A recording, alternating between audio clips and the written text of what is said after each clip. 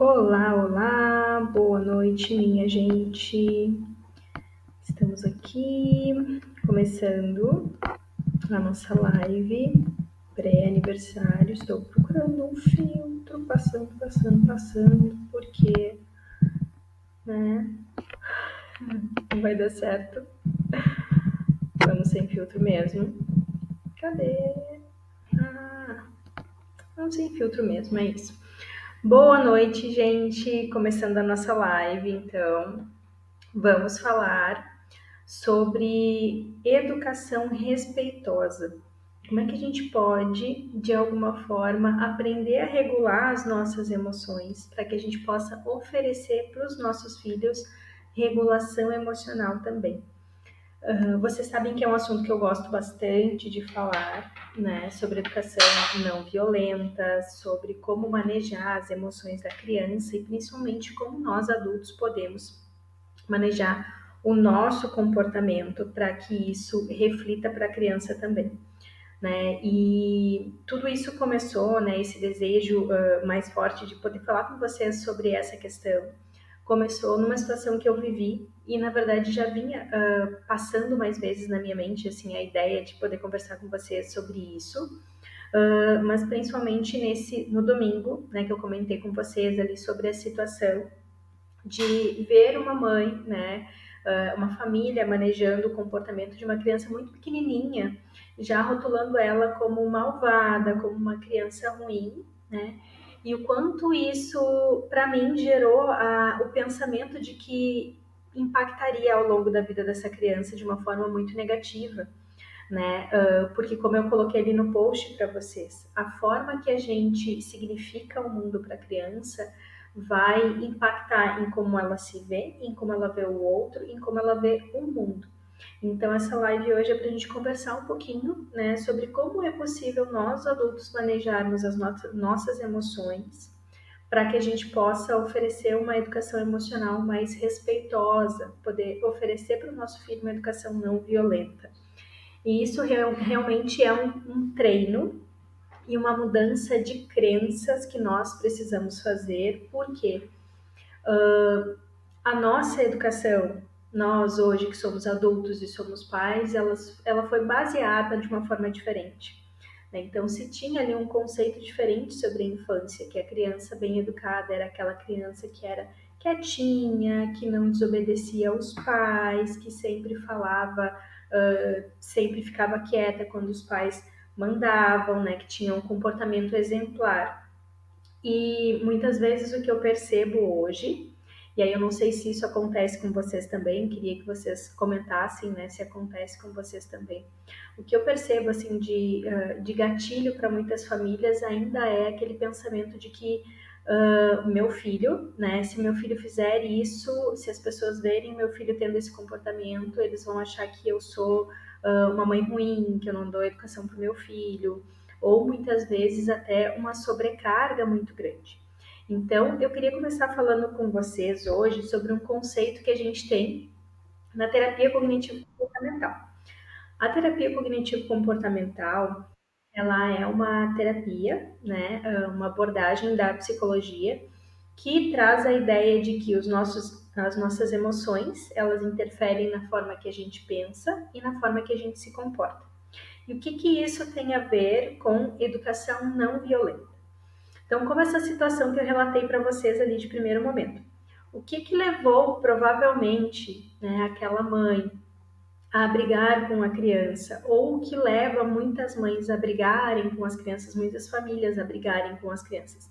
Geralmente são crenças e são emoções, são pensamentos que passam na nossa cabeça a respeito daquele comportamento da criança, que muitas vezes ativam as nossas emoções. Só que aí vem um ponto muito importante. Hoje se fala muito em regulação emocional, em compreender, né, o papel das emoções, na gente como adulto dar para a criança essa noção do que ela está sentindo, como é que ela pode se comportar, oferecer desde a infância tudo isso. Mas a questão é que nós não tivemos essa educação emocional.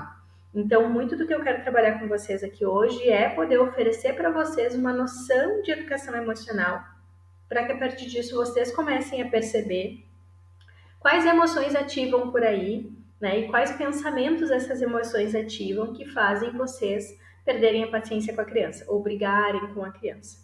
Então, como eu falei para vocês ali de início, né, nessa situação, provavelmente o que levou essa mãe a explodir com a criança ali, a trazer todos esses conceitos, brigar com ela, foi o pensamento de que as pessoas em volta, né, julgariam ela e a criança, julgariam ela de uma mãe que não dá limite para a criança ou a criança como uma criança ruim.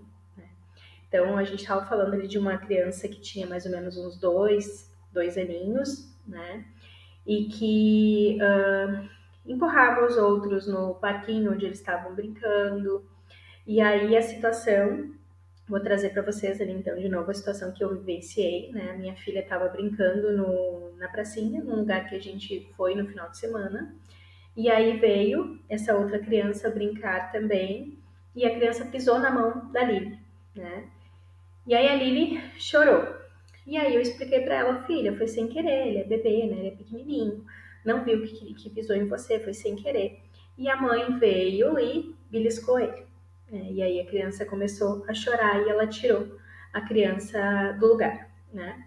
Provavelmente essa mãe beliscou essa criança e brigou com ela porque ela ficou pensando que talvez eu fosse julgar ela, né? E na maioria das vezes, os gatilhos que a gente tem para brigar com as crianças nesses momentos podem ser um desses, né? As pessoas pensarem que meu filho é mal educado, o que as pessoas vão pensar sobre isso, e até os conceitos que a gente vai criando por não saber sobre desenvolvimento infantil. Então, nos primeiros anos de idade da criança, elas não vão saber interagir e brincar com o outro. Os primeiros anos de idade, as crianças elas são prontas para sentir e agir. Então elas não têm a parte de cima do cérebro pronta que vai pensar, não, eu tenho que esperar a vez do meu amiguinho, ou como que ele vai se sentir se eu empurrar ele. Não, a criança tem pronto ali a sensação de ativação, só ativação emocional para a sobrevivência. Então, se ela quer ir num brinquedo, ela vai passar na frente do amiguinho. Se a criança tentar impedir ela, talvez ela empurre a criança. Não porque ela é má, mas porque ela não tem maturidade emocional para lidar com as suas emoções, então quando ela sente vontade, ela não consegue manejar o comportamento ainda e geralmente ela vai ter um comportamento que não seja o que o adulto espera. E aí, claro, a gente não precisa permitir que essa criança tenha um comportamento inadequado. Por exemplo, ele pisou na mão da Lili. Então, o que a gente poderia fazer nesse momento? Olha, filho, você pisou, né? Vamos pedir desculpa para a amiguinha, eu sei que não foi de propósito, e orientar a criança o que fazer. E aí a gente estaria direcionando, né, essa criança sobre o que fazer e sobre como manejar as emoções. Olha, a mamãe percebeu que você estava chateado porque você queria ir primeiro no brinquedo, mas a gente precisa esperar, né, e nomeando o que a criança está sentindo. Geralmente o que acontece quando uma criança tem um comportamento repetitivo de empurrar os outros ou de, por exemplo, nessa situação também, pelo que eu entendi, a mãe, né, entendeu que a criança de alguma forma fazia isso repetidas vezes, empurrava os outros, maltratava os outros, e aí o discurso era, eu não posso te deixar ir no brinquedo, porque senão você vai maltratar as outras crianças. Então, quão pesado é isso, né, para uma criança pequenininha ali de 2, 3 anos? Se a gente for pensar em muitos conceitos que nós temos sobre a gente hoje em dia, talvez alguns venham lá da nossa infância, né, do que os nossos pais nos diziam sobre como era o nosso comportamento, se o nosso comportamento era bom, era ruim, era certo, era errado. Né? Então, se a gente for pensar nessa situação, uma criança que desde pequenininha ouve dos seus pais, tu é uma criança malvada, eu não posso tirar o olho de ti, tu não pode brincar com os outros. E aí, fazer esse movimento de tirar a criança de um ambiente que era para ser divertido para ela brincar, interagir, aproveitar, né? Então ela vê todas as crianças interagindo, brincando e ela é retirada o tempo todo. Todas as vezes que ela tenta brincar, ela é retirada. Por quê? Porque ela é uma criança malvada, que não pode interagir com os outros, porque ela maltrata as outras crianças. Imagina o conceito que essa criança vai criar dela mesma. E aí, assim, não só essa questão, né, que vai gerar ali uma crença sobre si, um conceito sobre si. Então, a criança, ela não nasce pensando, eu sou malvado ou eu sou inadequado. ela vai construir essa crença muito do que ela vai ouvir dos outros. E uma criança que ouve ao longo de toda a sua vida, de que ela é uma criança malvada, de que ela é uma criança inadequada, que não sabe se comportar, que não pode sair, provavelmente ela vai acreditar nisso. E muitas vezes, quando a gente tenta mudar o comportamento dela nesse sentido, muitas vezes já é uma criança que criou uma ferida emocional em relação a isso e que vai ter mais dificuldade ainda de se comportar da maneira que o adulto espera. Porque primeiro a gente vai ter que desfazer essa crença dela de que ela não é uma criança malvada, né, para depois ela conseguir se comportar de uma forma assertiva. Então, se sentir acolhida, se sentir amada, se sentir valorizada primeiro e capaz de ter um comportamento adequado. Mas voltando lá para a regulação emocional do adulto. Então, se a gente for pensar nas nossas emoções, o que faz a maioria dos pais perderem a paciência com a criança? Primeiro, medo. Medo de errar na educação da criança. Medo de não dar limite suficiente, essa criança acabar crescendo mal educada, né, crescendo sem limites. E eu queria que vocês me dissessem, comentassem comigo, né? Vocês pensam, já sentiram isso em algum momento? Poxa, se eu não der limite, talvez meu filho vá crescer mal educado, talvez meu filho vá crescer sem limites depois, se eu não der limite agora, depois, quando ele crescer, né, a polícia, enfim, o mundo vai dar limite. Vocês já pensaram alguma vez assim no que levou vocês a perder a paciência? Então, eu percebo que o medo é uma emoção que acaba fazendo com que, às vezes, a gente perca a paciência, ou, na verdade, nem a paciência, a gente perca o limite ali entre como orientar a criança, né? Então, talvez se eu não punir, como a gente não recebeu uma educação respeitosa, na maioria das vezes, a gente vai acabar oferecendo para o nosso filho, né? Vem o medo ali de dizer, mas se tu não der o limite agora, ele não vai aprender e aí depois não vai conseguir mais. Então, tu tem que mostrar quem é que manda agora. E esse é o conceito que a gente tinha dos nossos pais, né? Isso vem em vários momentos, por exemplo, quando a criança não quer sentar para comer, né? Ou quando a gente vai tirar lá, acabou a hora do brinquedo no parque, aí olha, filho, vamos sair, a criança faz birra e chora, né? Ou em vários momentos, assim, não sei se vocês têm algum outro exemplo de situação.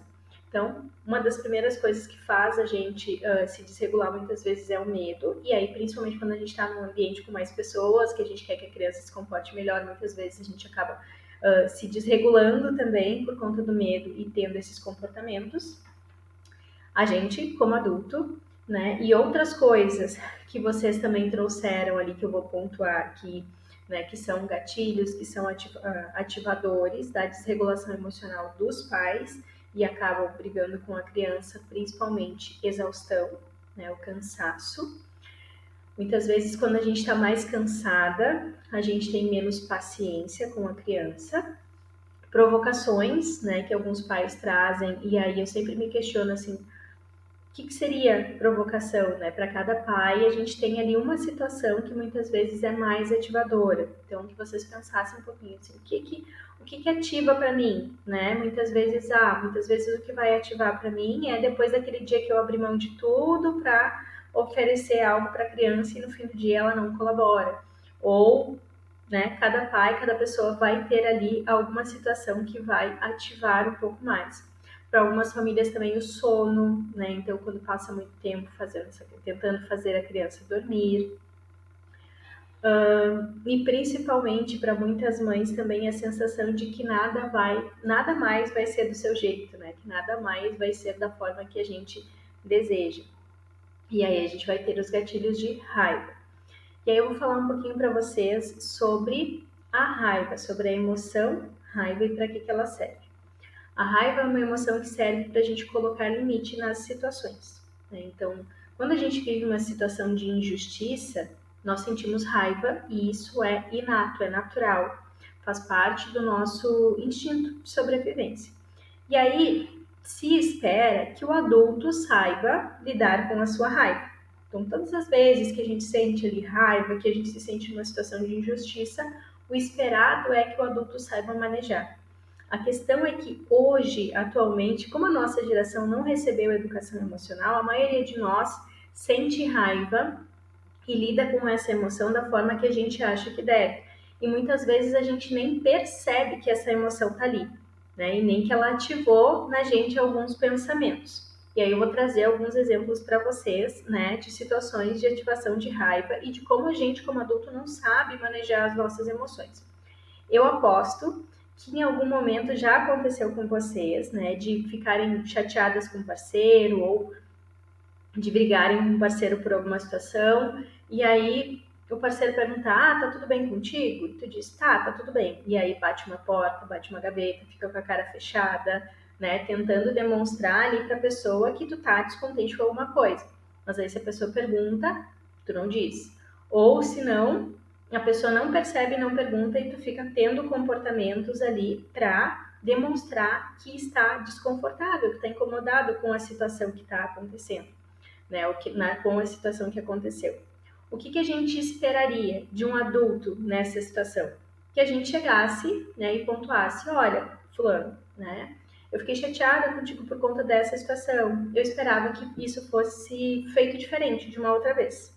Mas na maioria das vezes a gente não percebe, a gente só deixa a emoção ali e aquela sensação de injustiça, né? Poxa vida, eu pedi para ele lavar louça e ele não lavou louça. Eu fiz tudo na casa hoje o dia inteiro. É só uma louça a pessoa não pode lavar. E aí fica aquela sensação de injustiça. Agora eu vou ter que fazer comida, agora eu vou ter que fazer o filho dormir, né? E aquela sensação ali incomodando e a raiva aumentando. Então, se a gente for pensar o comportamento que o adulto deveria ter nesse momento, né, que se soubesse regular suas emoções, seria pensar, né, poxa, eu tô com raiva porque eu solicitei algo pro meu parceiro, o meu parceiro não realizou, eu tô com a sensação de injustiça, né, que só eu faço as coisas em casa. Então, o que eu poderia fazer? Poderia conversar com o meu parceiro e dizer, olha, fulano, né, eu fiz um combinado contigo, que tu lavasse a louça, porque depois eu preciso fazer comida, né? Então eu preciso que tu cumpra ou me avise caso tu não vá fazer. Então, falar para essa pessoa. Muitas vezes o que acontece é que essa mãe, né, essa parceira guarda essa mágoa ali, fica com essa sensação de injustiça, já fica com menos disponibilidade afetiva e isso acaba também explodindo na criança. Né? Muitas vezes a criança acaba demandando um pouquinho mais ali em algum momento, pedindo mais atenção, e aí essa mãe já está irritada com a situação de injustiça, de não poder fazer as suas coisas, de não poder ter tempo para si, de nada sair do jeito que ela espera, e ainda a criança demanda. E aí vem a raiva e muitas vezes essa mãe explode com a criança também. Outras situações também que podem acabar acontecendo num geral, né? Então a gente precisa sempre observar que emoção é que tem por trás da explosão que a gente teve com a criança.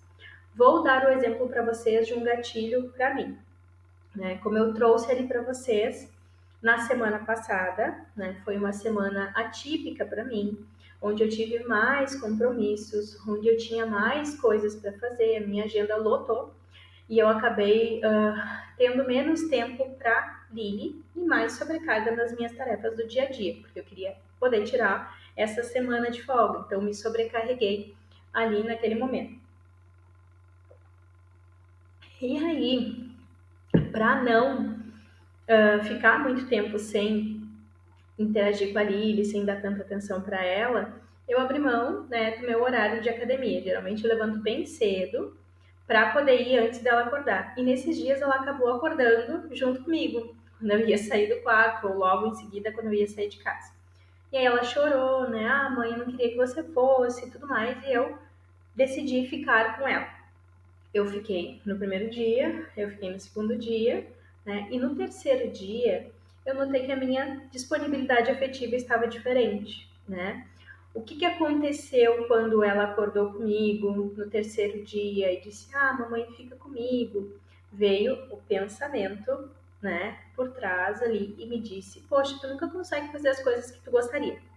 E aí, como eu já conheço bem esse funcionamento das nossas emoções que ativam pensamentos e isso interfere na forma que a gente se comporta, eu percebi isso e aí eu expliquei para ela, olha, filha, eu sei que tu gosta muito de ficar com a mamãe também gosta muito de ficar com você, mas a mamãe precisa ir na academia também. É um momento importante para a mamãe, para ter saúde, você vai ficar com o papai.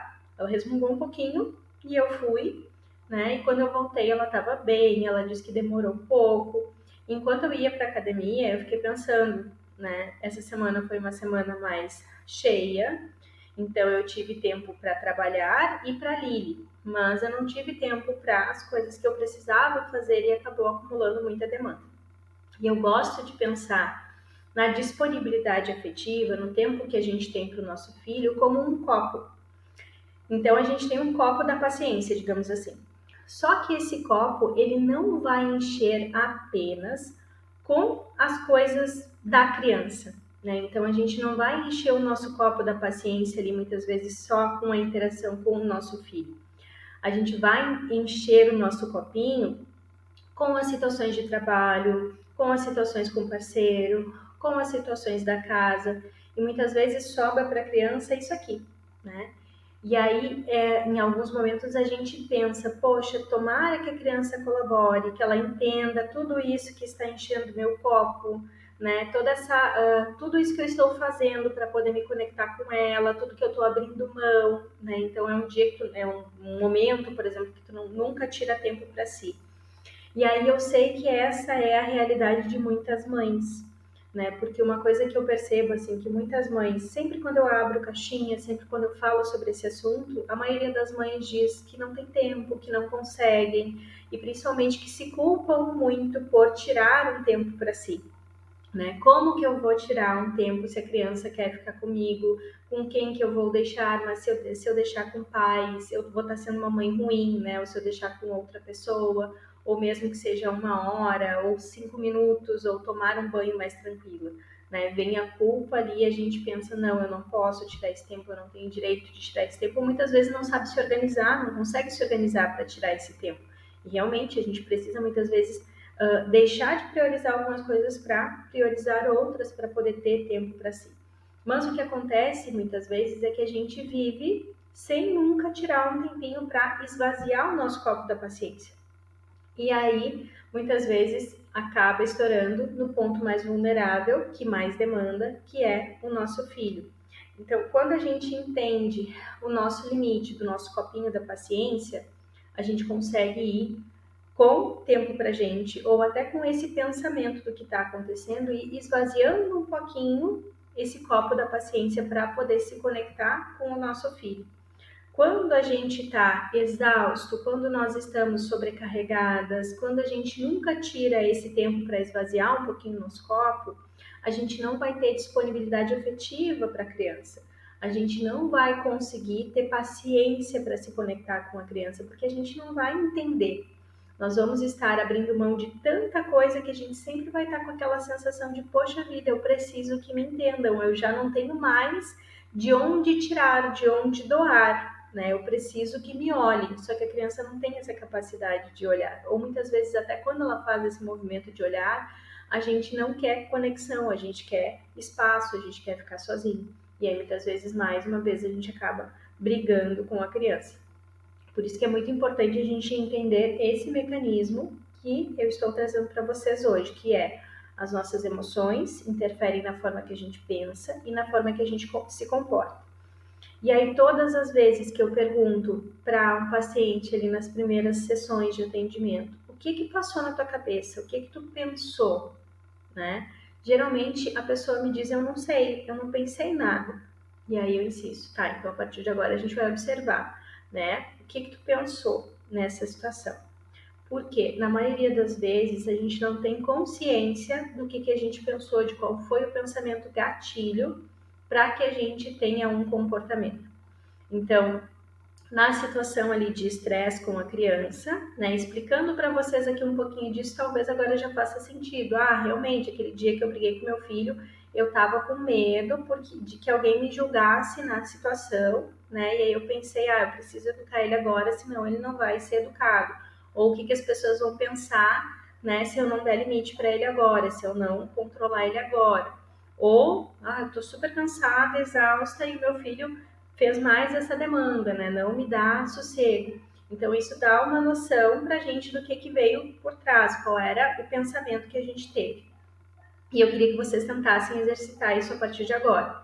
Teve alguma situação que a gente perdeu a paciência com a criança? Pensar, o que me levou a perder a paciência com meu filho? O que fez com que eu chegasse nessa situação? Foi uma semana mais atípica? Foi estar num ambiente daqui a pouco que me deixou com medo ou insegura ou estar com mais raiva naquele momento e o que eu pensei, né? Porque assim a gente consegue identificar os nossos pensamentos e começar aos pouquinhos a aprender a regular a nossa emoção. Porque a gente vai precisar primeiro aprender para a gente regular as nossas emoções e atender as nossas necessidades emocionais para depois atender as dos nossos filhos. E aí, voltando ao meu exemplo da semana passada, né? Qual era a minha necessidade emocional, se a gente for pensar naquele momento, né? Eu tive um pensamento de que eu não conseguia mais fazer nada para mim, né? Poxa, eu não consigo mais fazer nada para mim, me programei para poder ir na academia, não estou conseguindo ir. Qual era a emoção que passou ali? Uma sensação de injustiça, né? De que eu nunca consigo, eu abro mão de tudo, né? E não consigo fazer nada para mim. E aí, qual era a minha necessidade emocional? A minha necessidade emocional era de poder ter um tempinho para esvaziar o meu copo da paciência. Sabendo disso, o que eu fiz? Né? Eu poderia ter cedido de novo e ter pensado, poxa, que tipo de mãe eu vou ser, né, se eu deixar minha filha e não for para academia? Eu vou ser uma mãe ruim. Mas ao mesmo tempo eu pensei na consequência disso, de abrir mão mais uma vez, sendo que ela ficaria com o pai, ela ficaria bem, né? Levaria um tempo curto e eu voltaria com mais disponibilidade afetiva para me conectar com ela e para passar aquele dia com ela. Então eu fui. Provavelmente, se eu não tivesse ido, o que teria acontecido é que eu teria ficado com essa sensação: poxa, eu não consigo fazer nada para mim, eu queria muito ter ido, mas eu não pude ir, né? Essa semana foi cheia, eu não consegui fazer nada do que eu queria, tô com um monte de coisa para fazer. E aí, todas as demandas dela, talvez, o fato dela querer brincar, dela querer estar junto, fosse me pesar ao invés de poder me conectar com ela e aproveitar aquele momento que a gente ia ter, né? Então, todo esse funcionamento de pensamento é algo que eu trago para vocês com a intenção de que vocês comecem a observar também. Nessa situação que eu explodi com meu filho, que eu briguei com meu filho, que eu pensei isso, o que tem por trás, o que aconteceu, qual é a minha necessidade emocional? A gente precisa aprender a atender as nossas necessidades emocionais para a gente conseguir se conectar com o nosso filho. Na maioria dos momentos de explosão e de raiva é porque a gente teve uma necessidade emocional não atendida. Não é milagre, né? Não é algo que vai passar a funcionar de uma hora para outra. Isso é um treinamento. Então, primeiro, provavelmente vocês não faziam ideia de que tinham pensamentos que eram gatilhos, que faziam com que vocês brigassem, né? E a partir de agora vocês já podem observar o que aconteceu que fez vocês explodirem com a criança. E aí, eu queria que ao longo dessa semana ou desse mês, né, de janeiro que está chegando agora, vocês fossem me contando: Ju, aconteceu tal situação, consegui colocar em prática o que tu falou, né, sobre a regulação emocional. Identifiquei que nessa situação que eu explodi por conta disso, ou eu briguei por conta disso, porque provavelmente a gente ainda não vai conseguir não brigar. Mas se a gente conseguir identificar o pensamento e a emoção, já é meio caminho andado. E ao longo do mês de janeiro eu vou criando conteúdo para tentar ajudar vocês cada vez mais, porque isso é uma construção. Por mais que a gente queira não fazer, muitas vezes a gente leva um tempo até conseguir identificar e fazer todo esse pensamento que eu tive ali com a minha filha no dia, né, que me passou esse pensamento de que eu não conseguia fazer mais nada do meu jeito. Outra coisa, né, uma situação que uma mãe me trouxe há um tempo atrás. Fazer a criança dormir é sempre um gatilho, né? Passar horas ali pensando no tempo perdido que está sendo, né? Então, poxa, estou perdendo 2 horas aqui tentando fazer minha filha dormir, não consigo. E aí vem os pensamentos de que, poxa, parece que a criança faz de propósito, ou quando eu tenho algo para fazer, aí a criança não dorme. O que a gente precisa pensar nesse momento? Quais são algumas mudanças que a gente pode colocar em prática dentro dessa situação? Primeiro, observar, né? Se essa criança sempre leva mais do que meia hora para dormir, talvez o horário que ela está indo dormir não está adequado. Então, a gente precisa observar para ver se quem está cometendo um erro ali nessa hora de colocar a criança a dormir não somos nós. Porque se a gente tenta fazer a criança dormir sem sono, provavelmente ela vai demorar mais tempo para dormir. E aí a nossa raiva só vai aumentando, muitas vezes, e a ansiedade também por ter várias coisas para fazer. E quando a gente está mais ansioso, geralmente a gente passa a sensação de que esse ambiente não é tão seguro para a criança por conta da agitação, e a criança tem mais dificuldade de desacelerar e de dormir. Ou muitas vezes até a gente briga com a criança e aí ela libera o cortisol, vai ter mais dificuldade de adormecer. Então, se a criança está levando muito tempo para dormir, a gente precisa ver o que está acontecendo. E se a situação é gatilho, né? Observar, daqui a pouco não tem uma outra pessoa que possa, daqui a pouco não é uma coisa que o pai faz com mais facilidade, não dá para conversar com o pai para fazer essa troca. Não, só tem eu que posso fazer o meu filho dormir, né?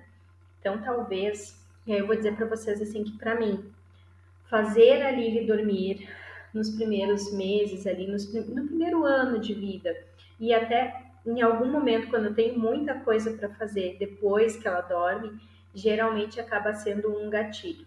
E como é que eu mudei isso? Primeiro, se a gente for parar para pensar, a gente vai deitar com a criança pensando no que a gente tem para fazer. A gente não aproveita aquele momento com a criança e a gente não consegue fazer o que a gente queria fazer, né? Então vocês percebem que, de novo, a questão é o que a gente pensa daquela situação. Então, eu posso ir fazer meu filho dormir pensando, poxa, ele tem que dormir logo, porque eu tenho louça para lavar, porque eu quero assistir uma série, porque eu quero ter um tempo para mim, porque eu tenho um monte de coisa para organizar para amanhã. E aí essa criança levar meia hora para dormir, 40 minutos para dormir, a gente achar que esse tempo foi gigante, enorme, porque a gente queria que passasse logo. Ou a gente pode pensar também, né, que essa criança vai demandar nesse período de sono, nesse período de cuidado, de aconchego por um período, né? Provavelmente depois dos 3 anos, depois dos 4 anos, ali, essa criança já não vai mais precisar do pai e da mãe para dormir, e a gente vai sentir saudade, e a gente vai sentir falta. E aí, muitas vezes, se a gente se conecta com essa criança nesse momento, aquela meia hora, 40 minutos passou rápido. Então, depende do significado que a gente dá esse momento. E aí, assim, eu não quero romantizar, né? Eu não quero trazer a ideia de que, uma mãe sobrecarregada ali tem que deitar com seu filho e achar a coisa mais maravilhosa do mundo para fazer ele dormir, sendo que tem um monte de coisa para fazer depois. Não, não é bem isso. A questão é a gente poder pensar e se organizar para tentar trazer um pensamento mais adequado que vai facilitar para a gente esse momento também. Porque muitas vezes sim, a criança leva uma hora para dormir. Muitas vezes a gente tem um monte de coisa para fazer depois, mas ficar pensando no que a gente precisa fazer depois e tentando fazer o filho dormir é um pensamento ansioso que não vai ajudar em nenhum dos aspectos, porque a gente está tentando fazer a criança dormir pensando na louça que a gente tinha para lavar, e depois a criança não vai dormir mais rápido, ela vai levar o mesmo tempo para dormir, só que a gente ficou remoendo esse tempo que levou. Então, tenho que levantar depois para lavar louça, para fazer alguma coisa da casa. Talvez o melhor que a gente possa fazer é não olhar o relógio, é deitar com essa criança e realmente tentar se conectar com ela, aproveitar esse momento que vai ser por um tempo e vai passar. E em algum momento a gente vai sentir saudade também. Isso vale para bagunça na casa, para brinquedo espalhado, para os dias que a criança está mais demandante emocionalmente. A gente precisa observar muito qual o conceito que nós temos por trás da parentalidade. E aí eu vou trazer para vocês uma coisa que para mim fez muito sentido. Uma vez eu estava lendo um livro, que agora eu não vou lembrar qual é, depois eu posso pesquisar para trazer para vocês qual é, né? E trouxe a ideia, uma ideia sobre a maternidade, comparando com o casamento.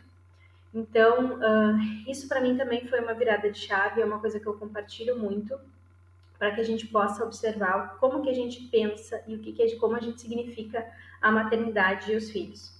Então, dizia mais ou menos, a ideia central era mais ou menos essa, de que quando a gente casa, nós não ficamos pensando Quando que a gente vai ter de novo a nossa vida de solteiro?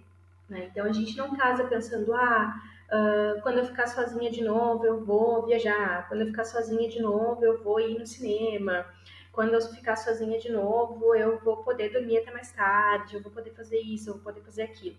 Quando a gente casa, a gente pensa em fazer as coisas com o parceiro, né? A gente pensa, que bom que vai ser a partir de agora poder viajar com fulano, a gente vai poder fazer tal coisa, a gente vai acordar cedo para fazer trilha, não sei o quê, ou a gente vai dormir até mais tarde. Ah, não, mas ele não gosta disso, então a gente vai fazer assim. E aí vai organizando a nossa vida a partir daquele momento, pensando em fazer as coisas com o nosso parceiro. E aí, muitas vezes, com a maternidade, acontece o contrário, porque a maioria de nós não tinha noção da demanda que é ser mãe, da demanda que é ter um filho e muitas vezes cuidar dessa criança 24 horas por dia. Né? E muitas vezes o nosso pensamento durante a maternidade vai ser: quando eu tiver a minha vida de volta, quando eu puder dormir algumas horas, quando eu puder sentar e comer tranquila, quando eu puder ter a minha casa organizada de novo, quando eu puder ter tempo para mim, quando eu puder sair de novo. E muitas vezes a gente não vai ter a nossa vida, a gente na verdade não vai ter a nossa vida de novo como ela era antes. A gente vai precisar incluir o nosso filho, e isso pode ser muito legal, isso é muito legal. Então a gente vai pensar em ir ao mercado com a criança, a gente vai pensar em ir no shopping com a criança, mas muitas vezes eu percebo que muitas mães acabam tendo dificuldade de se conectar com o filho pela sensação de que não vão conseguir ter a vida de volta, ou que não vão conseguir muitas vezes fazer as coisas com a criança. E realmente, a partir do momento que a gente tem um filho, é como se a gente estivesse fazendo tudo pela primeira vez. Então você já foi 20 vezes lá, 200 mil vezes no shopping passear, mas com a criança você está indo a primeira vez e é tudo novo e a gente não sabe como vai ser o comportamento dela em vários momentos. Mas a gente precisa se permitir aprender e olhar aquele momento a partir do olhar da criança e se conectar com ela. E aí agora me veio um exemplo de uma situação que eu vivi hoje, né? Eu sempre observo que quando a gente vai no shopping passear, enfim, a maioria dos pais deixa as crianças nos brinquedos e fica sentado mexendo no celular, ou tirando uma foto, ou fazendo outra coisa. E eu vou junto, né? Então, hoje a gente foi num brinquedo em Porto Alegre que tinha várias camas elásticas, assim, e eu era a única mãe brincando com o filho. As outras mães e pais estavam sentados mexendo no celular, mesmo com as crianças menorzinhas, né? E eu estava brincando com a Lili. E isso me chamou muito a atenção, né? Por que não interagir? Por que não estar junto, né? Por que não participar desse momento junto com a criança? Então, a maioria das brincadeiras e desses momentos acabam sendo um momento para o adulto ter uma folga da criança, né? E isso, para mim, diz muito a respeito de como a gente interpreta essa conexão com o nosso filho. Então, a vida não tem que ser à espera de um momento sem a criança para que a gente possa viver, mas sim, talvez, pensar que a gente possa aproveitar aqueles momentos com a criança e quando a gente precisar, sim, a gente pode buscar um tempo para a gente, mas tentar buscar a maioria dos momentos de aproveitar com a criança, com o filho e significar aquilo de uma forma positiva para a gente, como a gente pensa a respeito disso. Não sei se isso faz sentido para vocês. Comentaram que pelo menos tu sabe se divertir junto. E aí é que tá a questão, aprender a se divertir com a criança, aprender a viver com o filho, com a nova situação de vida que a gente tem, que vai ser para sempre. Isso realmente é difícil, porque muitas vezes é totalmente diferente do que a gente planejou, expectativa e realidade. A gente pensa, não, vai ser assim quando eu tiver filho, vai ser desse jeito, vai ser daquele, e é totalmente diferente. Queria que vocês me contassem, se vocês têm, né, quem está assistindo aqui agora, qual é o principal gatilho para vocês, né, pensando nessas coisas que eu fui trazendo agora. Quais são os gatilhos para vocês? Para explosão com a criança, né? O que faz vocês se irritarem? É o dia que eu tô mais cansada, é fazer dormir, tem alguma situação específica que talvez eu possa orientar vocês? Tá. Então, a gente, voltando ali para aquela questão, outra coisa que vocês trouxeram aqui, que muitas vezes causa ansiedade e acaba ativando raiva para as mães. Repetir 1000 vezes, né? Repetir 1000 vezes também é uma coisa que acaba cansando muitas vezes. O que a gente precisa entender sobre repetir 1000 vezes? Que a maioria das vezes a criança, assim como o adulto, não vai entender como a gente gostaria naquele primeiro momento. Então, por exemplo, se a gente for pensar numa criança que quer mexer no forno, né? E a gente diz, filho, não pode, tá quente, vai te machucar. A criança não tem noção do que é quente. E aí ela vai tentar fazer mais uma vez. E aí a gente vai repetir 1000 vezes, né? A criança só vai parar de fazer quando ela entender o que significa o que a gente está tentando dizer. E aí a gente vai lá para aquele ponto de que os pais significam tudo que a criança significam tudo para a criança. Então ela não tem noção muitas vezes do que a gente está falando.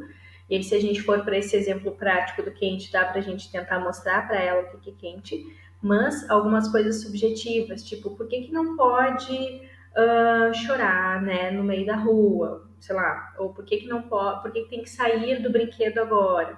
É uma coisa que vai levar um tempo para a criança entender, né, por que ela precisa sair do brinquedo agora. Porque tem outras crianças que precisam vir. E aí a gente vai ter uma ativação de raiva. Por quê? Porque essa criança ela queria ficar mais. Então a gente vai precisar explicar para ela várias vezes e muitas vezes quando a gente significa para ela o que ela está sentindo, faz sentido para ela e fica mais fácil da gente manejar o comportamento dela. Né? Então outra coisa que eu queria que vocês testassem ao longo dessa semana e fossem me contando. Tentem aí, quando a criança tiver alguma situação de birra, de raiva, nomear para ela o que ela está sentindo. É dizer, filho, você está bravo, está chateado, porque a mamãe disse que você precisava parar de brincar agora. Tudo bem você ficar bravo, mas agora a gente precisa ir tomar banho, né? Então, que vocês tentem nomear o que a criança está sentindo.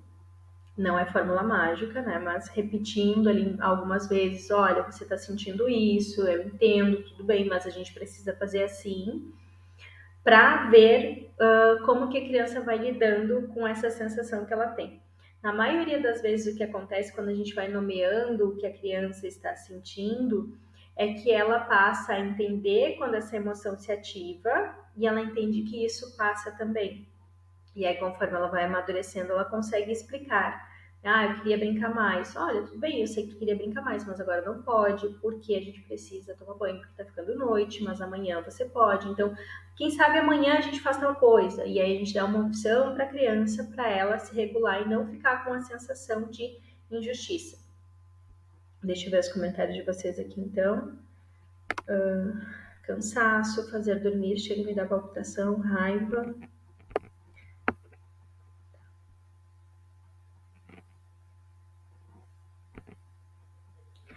Muito bem. A hora do sono, eu sei que é uma coisa que, não sei se para a mãe ali que comentou também, que da questão do sono, que acaba irritando mais, né? Geralmente, quando você vai fazer o bebê dormir, o filho dormir, vai pensando em coisas que tem que fazer depois, vai pensando no tempo que leva para fazer dormir, ou vai pensando em viver esse momento de uma forma mais agradável. E assim, volto. Eu sei que é muito difícil, eu sei que às vezes leva horas para fazer a criança dormir. E principalmente os bebezinhos, né? Que muitas vezes a gente tem dificuldade de colocar no berço, e aí tem toda um passo a passo ali para conseguir botar essa criança para dormir e sair do quarto para poder fazer outras coisas, né? E aí, vindo agora uma outra situação que eu acho que talvez vá fazer sentido aqui agora. Durante a minha formação em sono infantil, Eu sempre pensei por que essa era uma queixa mais atual, né? Por que a maioria das mães tem essa queixa hoje e antes não se tinha tanta queixa do sono dos bebês, da dificuldade da criança de adormecer? Porque há alguns anos atrás a gente não tinha tanto energia elétrica. E o que acontecia era que a maioria das famílias seguia o ritmo circadiano, o ritmo de em torno do dia. Então, acordava quando o sol estava nascendo e ia dormir quando o sol estava se pondo. Então, por mais que essa mãe tivesse que amamentar várias vezes à noite ou que essa criança levasse um tempo maior para dormir, essa mãe tinha horas de sono suficiente porque ela deitava e acordava mais ou menos junto com a criança. Ela não ficava tanto tempo pensando ali como a gente tem a luz elétrica, né? Então, em antecipar tarefas ou em tudo que ela tinha para fazer. Ela fazia as horas que ela tinha de trabalho, era as horas do dia. Né? E aí alguns estudos trazem esse comparativo do quanto as demandas que a gente tem hoje, a energia elétrica, né, as luzes que a gente acaba tendo hoje, elas interferem no sono e na nossa produtividade. Porque aí muitas vezes a gente faz a criança dormir e aí levanta e vai fazer mil e uma coisas, ou pensando nas mil e uma coisas que tem para fazer, e acaba tendo, não dormindo direito também, né? E aí muitas vezes o bebê demorar para dormir, o filho demorar para dormir ou ter muitos despertares acaba sendo uma situação gatilho para os pais. Então, para essa mãe que trouxe ali essa questão do sono, né, diria para observar quanto tempo essa criança está levando para dormir. É mais do que 40 minutos? Talvez a gente precise dar uma observada o que está acontecendo. Se a gente tem uma higiene do sono, se essa criança já está com sono suficiente para dormir, se a gente não precisa daqui a pouco fazer uma rotininha de sono ali, então uma leitura, alguma coisa para que essa criança já vá desacelerando e aí consiga dormir de uma forma mais breve, né? E até a nossa mudança de pensamento, ok? Eu vou ir fazer o meu filho dormir e eu vou tentar aproveitar esse momento também. Então, eu vou tentar contar uma história, conversar com ele sobre o dia, ver como é que foi o dia, ou é mais bebezinho. Então, eu vou tentar esquecer as coisas que eu tenho para fazer depois e focar nesse momento agora, né? E tentar aproveitar de alguma forma esse momento de fazer o meu filho dormir e depois eu vou fazer as coisas que eu tenho que fazer, né? Ou daqui a pouco tentar antecipar as coisas para ao longo do dia, colocar mais tarefas ao longo do dia e deixar as coisas que ficarem para depois. A gente sempre vai ter louça para lavar, a gente sempre vai ter brinquedo para juntar, a gente sempre vai ter roupa para lavar e dobrar. Mas o filho pequenininho a gente não vai ter para sempre. Então, talvez a gente possa pensar em fazer essa troca. Não sempre, mas em alguns momentos aproveitar esse momento com o filho e deixar as tarefas para depois. E assim, não me entenda mal, por favor, eu não estou querendo romantizar, né? Eu sei que às vezes é muito difícil, e pode me chamar depois para a gente tentar conversar e te orientar um pouquinho mais nessa questão para ti mesmo, né? Porque eu sei que é um momento muito desafiador, assim como já foi para mim, e essa troca de pensamento me ajudou bastante. E alguns ajustes, claro, de sono infantil, né? Mas principalmente a forma que a gente interpreta as coisas vai fazer com que a gente tenha mais paciência com o nosso filho ou não.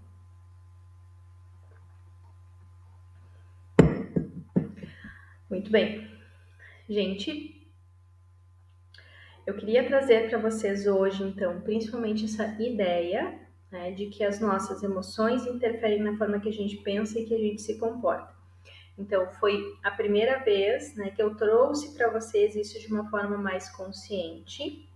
E a gente vai ter mais lives a partir de janeiro agora, para a gente poder trabalhar um pouquinho mais, né? Como que isso interfere na vida da gente, como pode ser que isso esteja interferindo para vocês, né? Em explodir ou não com o filho de vocês.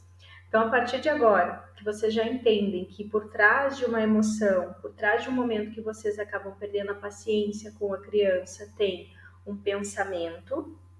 Eu queria deixar isso para vocês como uma tarefa de casa, para que vocês observem o que foi que fez eu explodir com o meu filho nesse momento. Será que foi uma semana mais cansativa? Que pensamento que estava ali? para a gente poder identificar qual é a necessidade emocional de vocês. Não adianta a gente tentar oferecer para o nosso filho atender as necessidades emocionais dele se a gente não souber identificar e atender as nossas. E nós não tivemos essa educação ao longo da nossa infância. Então, a partir do momento que vocês conseguem fazer para vocês, fica muito mais fácil conseguir fazer para os filhos também. Começa pela gente saber identificar as nossas emoções, a gente identificar quais são os nossos pensamentos e assim aprender a se comportar de uma outra forma, regular as nossas emoções para não explodir com o nosso filho. E aí eu queria que vocês testassem ao longo dessa semana, observassem como vocês estão se sentindo, quais são as situações gatilho e que vocês possam ir me contando também. Ah, Ju, consegui identificar que eu estava com essa situação, por isso eu acabei tendo menos paciência, ou até, consegui identificar e aí não perdi a paciência, para a gente ir aprendendo. E eu vou falar cada vez mais sobre regulação emocional para que vocês consigam aprender a manejar o comportamento também, né? E lembrando que muitas vezes a gente acaba cobrando da criança regulação emocional que nem a gente tem. E a gente não tem porque muitas vezes a gente também não recebeu essa educação. E aí por isso que eu sempre digo que o meu foco são os pais, né? Porque se eu trabalho com uma criança, muitas vezes até em terapia, eu vou ver ela 1 hora por semana. Já se eu trabalho com os pais, esses pais vão estar o tempo todo com ela. E muitas vezes vão conseguir ser multiplicadores desta ideia da regulação emocional. Se eu ensino os pais a regularem as suas emoções, eles vão conseguir aprender para eles e ensinar para a criança. Então, meu foco é sempre os pais, porque vocês são os meus multiplicadores. E aí eu vou deixar essa tarefa de casa para vocês, para fazerem ao longo desta semana, provavelmente desses 15 dias, e depois a gente vai ter outra live para a gente poder falar um pouquinho mais sobre como manejar o nosso comportamento, né? Sobre como controlar esses pensamentos que vêm e fazer essa mudança de pensamento para que a gente possa escolher comportamentos mais assertivos, como controlar as nossas emoções na hora da explosão, para que a gente possa ter comportamentos mais assertivos com os nossos filhos também. Para a gente poder finalizar, né, eu não vou deixar a live salva aqui no Instagram, porque eu estou fazendo uma gravação dela e ela vai ser a primeira live que vai para o meu canal do YouTube. Então, eu criei um canal no YouTube onde eu vou estar colocando alguns vídeos e os vídeos vão ficar todos salvos lá, para que eu tenha mais uma forma de me comunicar com vocês, além do Instagram. Porque tem, enfim, instabilidades e tudo mais, eu acho que lá vai ficar mais assertivo todos os vídeos e tudo mais de conteúdo. Então a live não vai ficar salva aqui no Instagram, mas vai para o canal no YouTube e eu vou divulgar para vocês aqui depois qual é o canal. E aí, mais uma coisa antes da gente finalizar, né? Uma dica para vocês. Eu criei um e-book que se você, não sei se provavelmente vocês já viram ali eu falando em algum momento, que ele é um e-book que trabalha a regulação emocional para crianças. Para que serve esse e-book? Né? Esse e-book serve para a gente nomear as emoções para a criança, para que ela aprenda a identificar as expressões emocionais. E aí ele tem ali atividades desde bebezinho, que tem a ver com identificar as expressões faciais, até atividades para as crianças maiores. E as atividades elas foram pensadas todas para os pais fazerem com as crianças junto. Por quê? Porque a gente também precisa aprender a identificar as nossas emoções, a manejar as nossas emoções. Então, nesse e-book, ele tem várias atividades e também vai trazendo ali explicações para que serve cada uma das emoções, o que a gente faz quando a gente está sentindo cada uma delas, atividades como o cantinho da calma, como técnicas de respiração, para a gente poder fazer com o nosso filho, para que ele desenvolva a regulação emocional desde a infância. Então, são brincadeiras para a gente ir fazendo com essa criança no dia a dia, para que ele aprenda ao longo do tempo. Então, não é para a gente fazer quando a criança está brava ou quando ela está no momento de birra, mas é para ter momentos de alegria, prazer e bem-estar com a criança que vão, ao mesmo tempo, nomeando as emoções, identificando as emoções para que essa criança possa, desde pequenininha, aprender a desenvolver regulação emocional com os seus pais e a gente como adultos também. Então, tem ali no link da bio, se vocês tiverem interesse, dá para acessar e baixar direto, né? Tem um valor ali bem acessível. E eu vou trazer também um pouco mais sobre essas atividades que são uma boa opção para a gente ir colocando no dia a dia com a criança para que ela desenvolva a regulação emocional ao longo da vida. Legal, a Ana comentou ali que já adquiriu e é muito prático, perfeito. Então tá, gente. Muito obrigada a todos que estiveram aqui comigo nessa noite, nessa semana, né, entre Natal e Ano Novo, que geralmente a gente está super ocupado com outras coisas. Muito obrigada pelo empenho de vocês em estarem aqui aprendendo mais sobre regulação emocional na infância. Eu espero que vocês, né, e a gente como pais, sobre como manejar o nosso comportamento com a criança. Eu espero que vocês tenham conseguido, tenha feito sentido para vocês, que vocês consigam colocar em prática ao longo da semana, identificar os pensamentos de vocês e as emoções que vocês estão sentindo para aprender a atender a necessidade emocional de vocês e depois da criança, para não chegar nos extremos também. Vão me contando ao longo da semana se vocês estão conseguindo ou não colocar em prática. E daqui a 15 dias a gente faz uma nova live para poder seguir falando desse tema. E assim que eu conseguir subir o vídeo lá no canal do YouTube, eu compartilho com vocês aqui também. Muito obrigada pela presença de todos. Boa noite. Tchau.